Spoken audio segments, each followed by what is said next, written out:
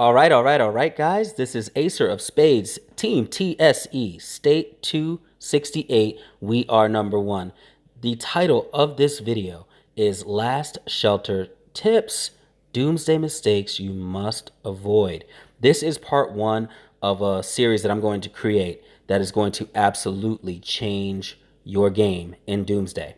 I've been staying away from a lot of Doomsday things because, well, I like to win. So there's a lot that I don't tell even my viewers. So guys, this is going to be the start of some very exclusive material. Please stay tuned. Before we get too far, like and subscribe, guys, because I'm about to kill it. I'm about to show you some things and tell you some things you may or may not have thought of.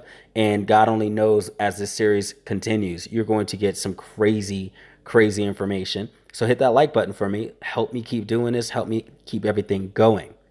I'm going to have iCards pop up in the top right. They're going to give you different video suggestions that have to do with Doomsday. If you are a beginner, make sure you look right up right now, as a matter of fact, and watch my Doomsday basics and tips. It will introduce you to the game. It's by far one of the best guides you can ever watch for it. Please do that. And don't forget to look in the description below for any other pertinent links that have to do with this particular video, as well as joining our Facebook, guys. It is Last Shelter Survival at Tripaholix Gaming Facebook page. The link to that will be in the description below. Join that because I'm going to have exclusive content that's only ever seen on Facebook. So by all means, please get involved. So let's go ahead and get started. And I want to make this very clear. I am saving my absolute best tip for this video till the end of the video. So by all means, make it to the end of the video. I'm going to make it as short and sweet as I possibly can. All right, guys. So tip number one is focusing on influence before defense. And that's one of the biggest mistakes you can ever make. You must avoid this at all costs. Time and time again, people take off like a rocket to capture high-level tiles. Then they literally abandon all of their Alliance Center 1 defenses. That's a huge mistake. It is most likely the center that is going to be attacked by your enemies in the first place, because Alliance Center 2, as long as you put it with very good placement, is potentially about 200 kilometers away from any desert rally point. And in some cases, it's even further than that. So everyone is going after Alliance Center 1 because you start at zero. I mean, you can only bring your buildings maybe out 30, 40 kilometers. The rest is all up to you. So you have to take that first week and you have to focus all of your durability and your time on an Alliance Center 1 defense. It is the nexus of everything, and it's either going to become a deterrent or an attraction to potential enemies. So that choice is going to be yours. But the verdict of all of that is think defense over influence no matter what.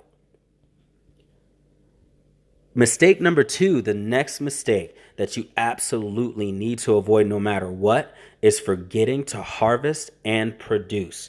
If you go to your events tab, whether you're in the base or out of the base, and you go ahead and you hit your Doomsday Conquest button, you're going to have the ability to hit the harvest button on the bottom right. When you do that, for however long it's been going, it will collect all the material that you're supposed to get. If you go over to your honor, you're going to have the produce button, which mine is idle right now. I can go ahead and pop in these wonderful things, and my wonderful production will begin to synthesize all the material that I'm getting from the tiles that I've taken and turn it into pertinent materials that I need for the game. The player that produces most effectively and harvests most frequently will no doubt lead in the influence charts. The verdict of all of this: level your production center speed to a frequency that you can manage. My recommendation is around 8 hours to produce a full set. Then you set timers, maybe even simple alarms on your phone, on when to harvest within that 8-hour period, and never ever go to sleep before that 8-hour alarm can be started or reset again. Huge mistake. Make sure that you're constantly producing, constantly harvesting.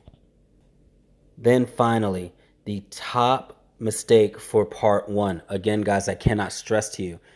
Part two, part three, they're going to be killer.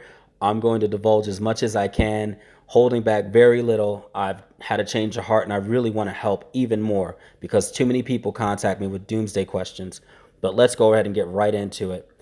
The number one mistake that you must avoid no matter what is not starting with the blue specialty and splitting your points up in your specialty tab.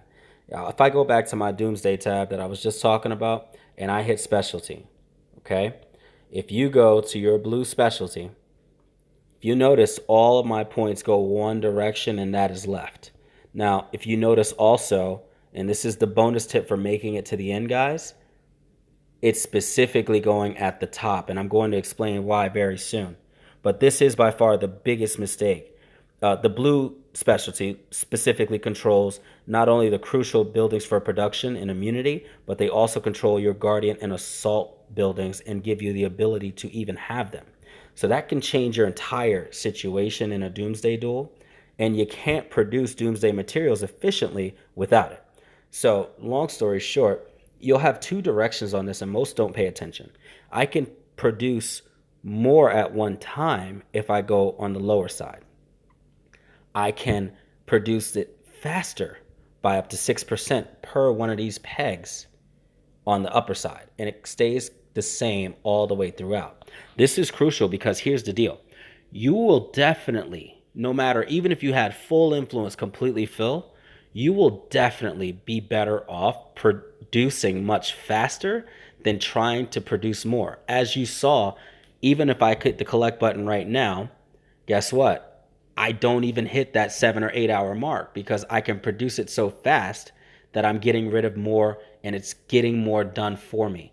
So my suggestion to you is always, always, always go to the top, open up these buildings as much as you can, and you got to know that I have huge, huge advice for specialty in general. We're going to get into that in another video, but if these mistakes helped improve your game even remotely, again, hit that like and subscribe button. As you know, Acer of Spades is here to change your game, make you much better at Last Shelter survival, and I'll continue doing that with your support.